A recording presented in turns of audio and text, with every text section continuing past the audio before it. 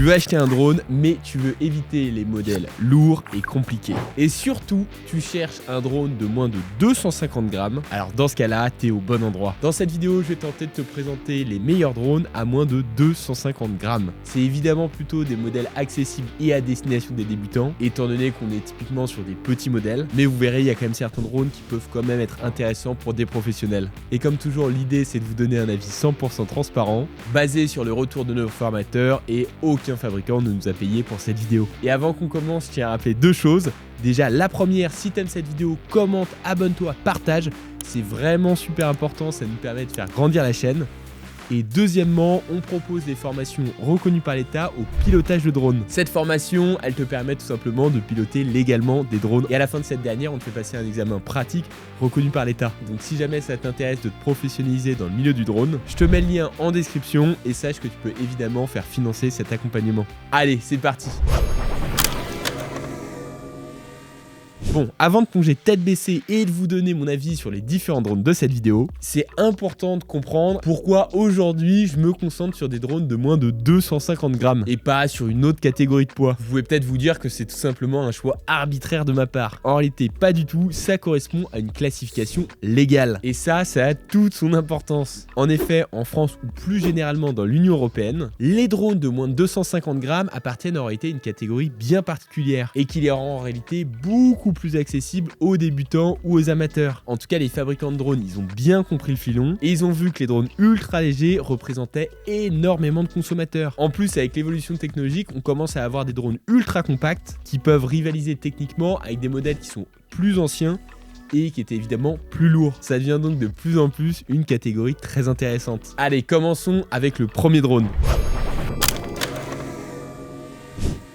Le DJI Neo, qui est franchement aujourd'hui une des stars du milieu, qui est ultra accessible parce que vous pouvez l'acheter à 200 € et surtout très léger avec un total de 135 grammes. Donc on est vraiment sur un des drones les plus compacts, légers et moins chers du marché. Et après bon, c'est carrément subjectif, mais c'est vrai que je le trouve super mignon. Bon, plus sérieusement, ce drone il a évidemment été conçu pour être pensé comme ultra transportable. Et vous le voyez, vous pouvez facilement le tenir dans la paume d'une main. Niveau capta, le DJI Neo il est équipé d'un capteur de 1,5 pouce et il est capable de capturer des photos en 12 mégapixels avec des vidéos qui sont en 4K à 30 images par seconde. Donc je trouve ça vraiment très correct au vu d'un drone aussi léger. Et pour tenter de garantir des séquences qui sont fluides sans tremblement, même quand on est à haute vitesse ou quand on a du vent, il va utiliser deux choses. Le premier, on a déjà une stabilisation électronique et le second, on a une nacelle un axe. Donc évidemment, ça fait pas des miracles, mais ça fonctionne plutôt bien quand on est en vent léger ou à vitesse plutôt faible. Toujours dans la capta, le drone il propose plein de prises de vue intelligentes telles que Droni, cercle, projecteur, fusée. Vous le voyez à l'écran, ça permet de réaliser des prises de vue vraiment sympas. Autre truc que je trouve vraiment cool, c'est que vous pouvez faire directement décoller et atterrir ce drone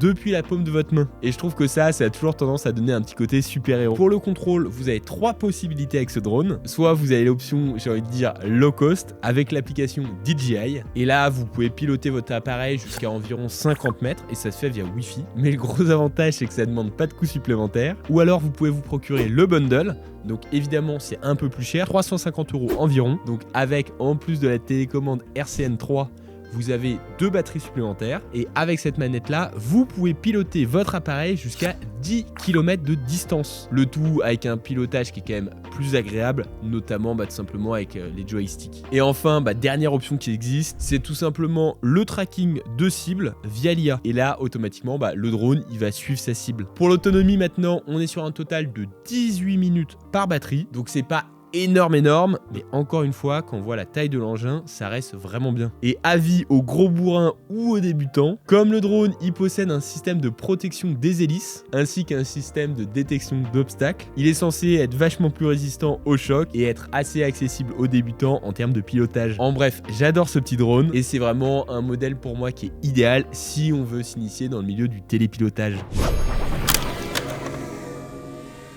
Bon, vous l'avez vu, on reste encore une fois avec nos amis chinois de DJI, mais cette fois, on monte quand même un peu plus en gamme, étant donné que le modèle de base, il est à 800 €. Et comme toujours, évidemment, mais c'est le but de la vidéo, il pèse moins de 250 grammes. Et le DJI Mini 4 Pro, pour moi, c'est vraiment le roi des drones ultra compacts. Et vous allez le voir, il propose vraiment plein d'avantages, malgré son format qui reste quand même poids plume. Déjà, côté caméra, on passe un cap avec un capteur CMOS. Ce capteur, il est capable de capturer des photos en 48 mégapixels et des vidéos en 4K à 60 images par seconde avec un HDR. Ça permet donc d'avoir des images qui commencent vraiment à être intéressantes. Et ça, même avec une luminosité qui est pas très bonne, qui est réduite, on arrive quand même à avoir une bonne gestion des couleurs. Pour la gestion et la fluidité de la vidéo, cette fois-ci, il est équipé d'une nacelle en 3 axes, en plus d'une stabilisation électronique qui, je trouve, fonctionne plutôt bien. Donc avec ce drone, vous devriez réaliser des prises de vue qui sont vraiment propres. Il possède aussi un TAN mode intelligent, Active Track 360 qui permet d'être suivi en permanence par le drone et de bien rester dans le cadre. Master Shot, là c'est un mode qui est dynamique et qui va te monter plein de plans différents pour avoir un rendu pro super facilement. Et bien sûr, tu as tous les autres modes classiques, notamment ceux que tu avais avec le Neo. Côté autonomie, on est sur 34 minutes de vol avec 30 minutes en stationnaire. C'est donc vraiment bien. Et en plus, on peut techniquement même monter au-delà avec la batterie de vol intelligente plus. Et là, ça te permet d'atteindre les 45 minutes en vol et les 39 minutes en stationnaire. Mais attention, là on triche carrément, étant donné qu'avec cette batterie on va passer le gap des 250 grammes, donc c'est évidemment plus la même réglementation. Mais franchement, 34 minutes pour un drone aussi compact, c'est vraiment sympa. Maintenant, pour ce qui est de la sécu avec le drone, il est équipé de capteurs omnidirectionnels et concrètement ça permet de détecter des obstacles en 360 et c'est censé donc les éviter. Donc ça c'est vraiment super rassurant, encore une fois pour des profils plutôt débutants ou si vous volez dans des environnements qui sont encombrés. Pour le contrôle de l'appareil, ça peut s'effectuer avec une radiocommande RC2. Avec cette dernière, vous avez un écran qui est intégré et une portée qui est vraiment améliorée. Là, vous pouvez quand même monter jusqu'à 20 km. Mais attention quand même, hors cas précis, je rappelle qu'on n'est pas censé piloter un appareil hors de vue. En bref, le DJI Mini 4 Pro, c'est vraiment un drone super léger qui est vraiment très performant et qui est pour moi le drone d'entrée pour tous les freelances ou indépendants qui veulent bosser avec un drone. Et d'ailleurs, si 800 € c'est un budget trop important, vous pouvez aussi vous renseigner sur les anciens modèles, notamment le 3 ou le 2. En tout cas, là dans notre classement, c'est pour moi le drone le plus performant. Numéro 3, le Potentic Atom SE. Bon, là, disons que c'est un modèle qui essaye de se positionner entre un modèle accessible, mais qui reste néanmoins performant, avec un prix d'environ 320 € et moins de 249 grammes, vous connaissez la chanson. Pour moi, là, ce drone, il est idéal pour les grands débutants ou ceux qui cherchent une solution de drone simple de prise en main. Côté caméra, il est équipé d'un capteur CMOS de 12 mégapixels et il pourra réaliser des vidéos en 4K en 30 images par seconde. La stabilité électronique de l'appareil, elle est assurée par une techno propriétaire nommée Check Vanish et qui permet tout simplement de réduire les oscillations pour tenter de garantir les séances les plus fluides possibles. Mais bon, un peu comme pour la plupart des stabilisations électroniques, ça reste quand même limité si vous tentez de faire des manœuvres qui sont complexes ou si vous avez du vent important. Pour ce qui est de la portée de votre appareil, ça peut monter jusqu'à 4 km avec une transmission HD assez fluide. Niveau autonomie, votre drone de base, il est livré avec 2 batteries. Chaque batterie, elle peut tenir 31 minutes. On est donc sur un total avec le pack de base à 62 minutes. Donc c'est intéressant au regard des 320 €. Là aussi, ce drone, il possède plusieurs fonctionnalités intelligentes, notamment un retour automatique. Donc ça signifie qu'en cas de perte de signal ou de batterie faible, il va revenir directement à la position initiale. Et après, il y a les modes de vol traditionnels, follow me, vol circulaire, Waypoint Fly. Bref, tout ça, ça vous permet de faire des captures aériennes sympas, tout en laissant le drone gérer. On a aussi une option de décollage et d'atterrissage automatique, idéal si vous êtes un débutant et que vous avez peur de faire une erreur. Et grâce au positionnement GPS associé au capteur TOF et au positionnement optique, on est censé avoir une bonne stabilité, et ça même si on est dans un environnement sans signal GPS. Donc ça a tendance à rendre l'appareil plus fiable. Et enfin, bien que le drone il reste quand même très léger, il a été conçu avec des matériaux qui sont censés résister aux petits chocs, et après dans tous les cas il se transporte facilement, vous pouvez le plier et puis il est pas bien grand. En résumé, pour moi c'est donc un choix intéressant pour les débutants, surtout pour ceux qui cherchent une bonne autonomie avec quelques fonctionnalités sympas pour commencer à s'amuser. Numéro 4, le Holystone HS360S. Là, on est sur un drone GPS vraiment compact qui est clairement destiné à des amateurs qui veulent vraiment découvrir le drone. Étant donné qu'on est sur un tarif de 180 €. C'est donc vraiment très accessible. On est quasiment sur du low cost. Et malgré ça, il est quand même équipé d'une caméra 4K. Mais bon, attention, la fluidité de la vidéo, elle risque quand même d'être assez limitée. Donc je vous conseille de piloter vraiment doucement si vous voulez avoir un rendu un peu sympa. On a un objectif grand angle de 85 degrés, ajustable jusqu'à 90 degrés, via soit la télécommande, soit l'application. Donc ça vous permet quand même une certaine flexibilité en termes de prise de vue. La stabilité de la vidéo, elle est assurée par une nacelle en 2 axes, ce qui offre une stabilité somme toute correcte si vous souhaitez faire des vols calmes. Malgré son tarif très économique, le drone nous propose quand même des fonctionnalités de vol avec une option Follow Me qui permet au drone de suivre automatiquement le pilote. Ça fonctionne de manière correcte. Et après, on a l'option Waypoint Flight et Point of Interest. Et là, vous allez tout simplement pouvoir automatiser un parcours de vol pour capturer les images qui vous intéressent. Et bien sûr, maintenant, comme la majorité des modèles, vous avez une option de retour intelligente au point de départ en cas de perte de signal ou de batterie faible. Niveau portée de transmission, on va jusqu'aux 3 km. Et pour le pilotage, la connexion entre la télécommande et votre téléphone ne dépend pas d'un système Wi-Fi ou Bluetooth, mais assuré par un bon vieux câble direct qui assure une bonne stabilité sur votre signal. L'autonomie, c'est pas forcément la plus impressionnante de ce classement. On atteint les 20 minutes. Après, ça reste somme toute correct vu la typologie du drone. Et dans tous les cas, si c'est vraiment un point bloquant pour vous, vous pouvez toujours acheter des batteries supplémentaires. En bref, je vais pas m'attarder sur ce modèle. On est sur un drone économique qui va à l'essentiel. Là, vous imaginez bien qu'il va pas intéresser des vidéastes exigeants. Mais quand on a un budget serré et qu'on veut quand même se lancer dans ce milieu, franchement, il fait le job. Numéro 5, le Loling F5 Pro. Bon, on est sur un drone qui monte légèrement en gamme par rapport au précédent, mais on reste sur un modèle qui est simple, efficace et abordable, avec un prix d'environ 250 €. Côté captation, la caméra, elle est sur du 4K UHD et des photos qui sont détaillées dans les mêmes résolutions. Franchement, la qualité de l'image, elle est vraiment correcte pour le prix. Bien sûr, on reste quand même sur un modèle d'entrée de gamme, mais il fera largement le travail pour immortaliser vos aventures en plein air ou vos premières prises de vue aériennes. Pour garantir une utilisation qui soit facile, mais aussi sécurisé, c'est quand même mieux. Ce modèle, il est équipé d'un système GPS et ça vous permet donc toutes les fonctionnalités habituelles. Le retour automatique quand vous avez plus de batterie ou plus de signal, le suivi de cible pour faire des vidéos dynamiques et tout un tas de modes préprogrammés pour jouer au réalisateur avec des cercles, des itinéraires définis, bref, tout ce qu'il faut pour s'amuser. Son autonomie maintenant, il est livré de base avec 2 batteries. Chaque batterie tient 20 minutes. La connexion, elle s'effectue en 5 Hz et peut monter à une distance de contrôle sans souci jusqu'à 2 km. Enfin, vous le voyez, il a quand même un design compact, il est pliable, avec des hélices qui sont relativement protégées et pensé pour encaisser les petites erreurs de manipulation et les petites erreurs du débutant. Et le modèle de base est fourni avec un étui.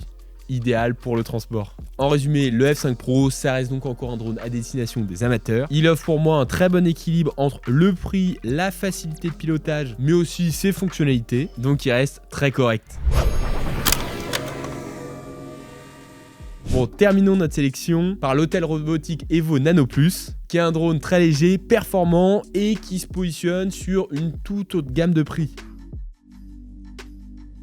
Le pack standard, il est disponible à partir des 800 €. Donc au regard du prix, on comprend déjà qu'il cible plus forcément les amateurs. Côté caméra, il possède un capteur CMOS avec une résolution de 50 mégapixels qui va vraiment lui permettre de capturer des images qui sont bien nettes et de bien gérer les couleurs, même avec une luminosité plutôt réduite. Les vidéos, elles vont pouvoir être enregistrées en 4K jusqu'à 30 images par seconde, avec des options en HDR pour un bon contraste et des couleurs qui sont améliorées. La stabilité, elle est assurée par une nacelle en 3 axes, donc ça vous donne vraiment une bonne stabilité, même quand vous commencez à faire des mouvements un peu rapides ou avec du vent. Et là encore, vous avez plein de fonctions intelligentes qui fonctionnent plutôt bien, notamment le dynamic tracking, qui va donc suivre un objet ou une personne en mouvement, et plein de modes de captation d'images différents, pour vous permettre vraiment de réaliser les séquences les plus impressionnantes possibles. Pour la sécurité, le drone, il est équipé de capteurs qui vont éviter les obstacles, et ça de manière tridimensionnelle, donc avant, arrière, en dessous. Donc vraiment, ça facilite la gestion du pilotage, même dans des environnements qui peuvent être un peu compliqués. Cependant, contrairement à d'autres modèles un peu pro, il va malheureusement pas contourner automatiquement les obstacles. Il va simplement s'arrêter dans le but d'éviter la collision. L'autonomie, L'autonomie est plutôt sympa parce que le modèle il peut tenir jusqu'à 28 minutes par batterie et la transmission vidéo elle est assurée par le système Skylink qui garantit une portée jusqu'à 10 km. Et je trouve que ça reste largement suffisant. Côté design, vous le voyez, il est évidemment compact, pliable, donc ça le rend vraiment transportable et surtout ce qui est sympa, c'est que son coloris orange vif, qu'on aime ou qu'on n'aime pas, rend au moins votre drone bien visible, même à distance ou dans des conditions de luminosité assez faibles.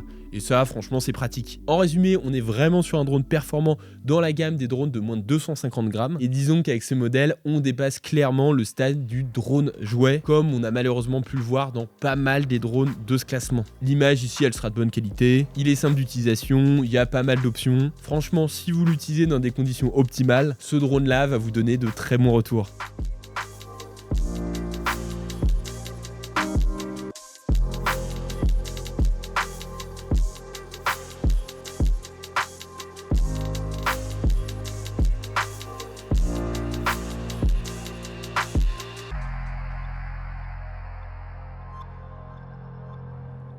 Bon, faut être honnête, la grande majorité des drones que j'ai présentés dans cette vidéo restent franchement des drones destinés à des débutants ou à des amateurs et sont plus proches du jouet que d'un véritable outil de travail. À l'exception du DJI Mini 4 Pro et de l'Hôtel Robotique Evo Nano Plus, qui eux commencent à devenir intéressants. Faut dire que malgré les évolutions technologiques impressionnantes de ces dernières années, la limitation des 250 grammes reste vraiment handicapant. À titre de comparaison, dites-vous qu'un iPhone 15, c'est déjà 171 grammes. Donc faire voler un objet qui en plus capte de la vidéo pour moins de 250 grammes, vous imaginez bien que ça reste quand même un défi technique. Donc bon, si vous souhaitez pouvoir piloter des modèles plus gros, notamment pour une vraie utilisation professionnelle, que ça soit pour de l'audiovisuel, de l'agriculture, de la sécurité, du BTP, je vous invite à découvrir notre formation reconnue et finançable par l'État. Elle se déroule en petits groupes avec des formateurs super qualifiés. Je vous laisse découvrir tout ça via le lien en description.